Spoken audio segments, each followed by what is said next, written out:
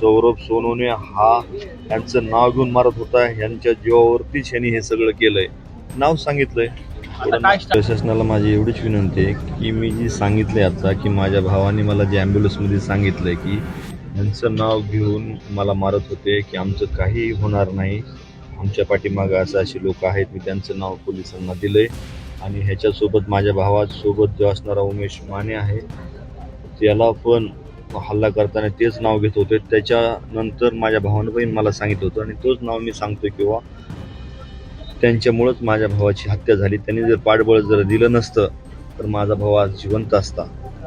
माझी एवढीच प्रशासनाला विनंती आहे की त्यांनी माझ्या भावाला न्याय मिळवण्यासाठी ज्या पाठबळामुळं माझ्या भावाची हत्या झाली त्याच्यावर योग्य ती कारवाई व्हावी. आणि माझं असं म्हणणं क्लिअर तपास करा. तुम्ही तपासामध्ये पूर्ण त्याचे कॉल डिटेल चेक करा. त्याचा कॉल झालाय का ती बघा.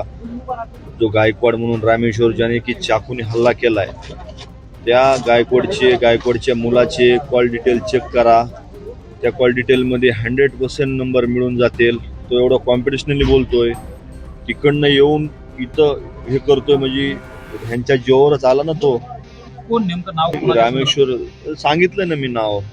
ज्यांचं माझ्या भावाने उमेश माने म्हणून आहेत त्यांना मारताना सांगितलं किंवा सौरभ सोनवणे हा यांचं नाव घेऊन मारत होता. यांच्या जीवावरतीच यांनी हे सगळं केलंय. नाव सांगितलंय. काय स्टँड आहे तुमचा? काहीच नाही, ते नाव ऍड करून घ्यावं आणि तपास करून त्यांच्यावर योग्य ती कारवाई करावी. भावाच्या हत्येप्रकरणी न्यायाची मागणी आणि सखोल तपास झाला पाहिजे अशी मागणी भावाच्या हत्येनंतर पीडित व्यक्तीने प्रशासनाकडे न्यायाची अर्थ अशी हाक दिली आहे. प्रभावशाली व्यक्तींचं पाठबळ असल्याचा गंभीर आरोप देखील करण्यात आला. पोलिसांनी तांत्रिक पुराव्याच्या आधारे सखोल तपास करावा अशी मागणी करण्यात आली आहे. तर मंडळी, हल्ल्यामागील कथित पाठबळ हे बीडचे खासदार यांचं असल्याचं सांगितलं जातं. पीडित व्यक्तीच्या म्हणण्यानुसार त्यांच्या भावावर हल्ला होत असताना हल्लेखोर सौरभ सोनवणे आणि इतर काही व्यक्तींच्या नावांचा उल्लेख करत होते. आमच्या पाठीशी ही लोक आहेत, त्यामुळे आमचं काहीही होणार नाही अशा आविर्भावात हा हल्ला करण्यात आला. मृत्यूशी झुंज देत असताना पीडित भावाने रुग्णवाहिकेत ही सर्व माहिती आपल्या भावाला सांगितली होती. या गुन्ह्यामागे ज्यांचं पाठबळ आहे त्यांची नावं आधीच पोलिसांना देण्यात आली आहे असं देखील या ठिकाणी सांगितलं जात आहे. आणि त्यातल्या त्यात बीडचे खासदार बजरंग सोनवणे यांच्या मुलावरती हा आरोप ठेवण्यात आला आहे. मुख्य आरोपी रामेश्वर गायकवाड आणि त्याचा मुलगा कथित सूत्रधार, त्याचबरोबर सौरभ सोनवणे आणि या सगळ्या मंडळींची नावं या ठिकाणी समोर आली आहे. कॉल डिटेल्सची आणि तांत्रिक पुराव्याची मागणी या ठिकाणी करण्यात आली. या प्रकरणाचा तपास पारदर्शक पद्धतीनं व्हावा असा देखील आग्रह या ठिकाणी करण्यात आला.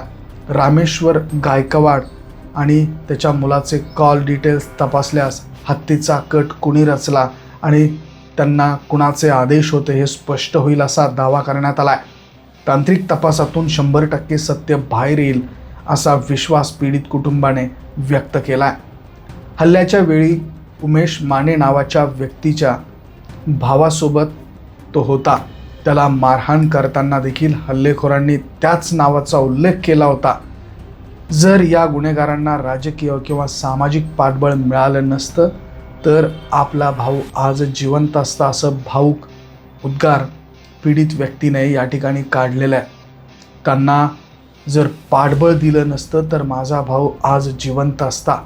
प्रशासनाने कॉल डिटेल तपासल्या पाहिजे, त्यातून सर्व सत्य बाहेर येईल असं पीडित व्यक्तीचा भाऊ यांनी सांगितलेलं आहे. तर मंडळी, बीडमध्ये घडलेली ही घटना प्रचंड संतापजनक आहे आणि सध्या पोलिसांनी रामेश्वर गायकवाड आणि इतर मंडळींचे कॉल डिटेल्स तपासले पाहिजे अशी मागणी या ठिकाणी करण्यात येते आहे. दिलेल्या नावांचा समावेश हा FIR मध्ये झाला पाहिजे असं देखील त्यांचं म्हणणं आहे. मुख्य सूत्रधारांवर कठोर कायदेशीर कारवाई झाली पाहिजे. संपूर्ण तपास प्रक्रिया पारदर्शक ठेवून पीडित कुटुंबाला न्याय मिळाला पाहिजे. तर हे प्रकरण केवळ एका हत्येपुरतं मर्यादित नसून गुन्हेगारांना मिळणाऱ्या कथित पाठबळांचा गंभीर प्रश्न या ठिकाणी असल्याचं हत्या झालेल्या तरुणाच्या भावाचं म्हणणं आहे या प्रकरणातील मूळ सूत्रधारांपर्यंत पोहोचणं शक्य आहे असं देखील त्यांनी यावेळेस ठामपणे सांगितलेलं आहे. मंडळी, याबद्दल तुम्हाला काय वाटतं कमेंटमध्ये अवश्य नोंद करा. व्हिडिओ आवडला तर शेअर जरूर करा. धन्यवाद.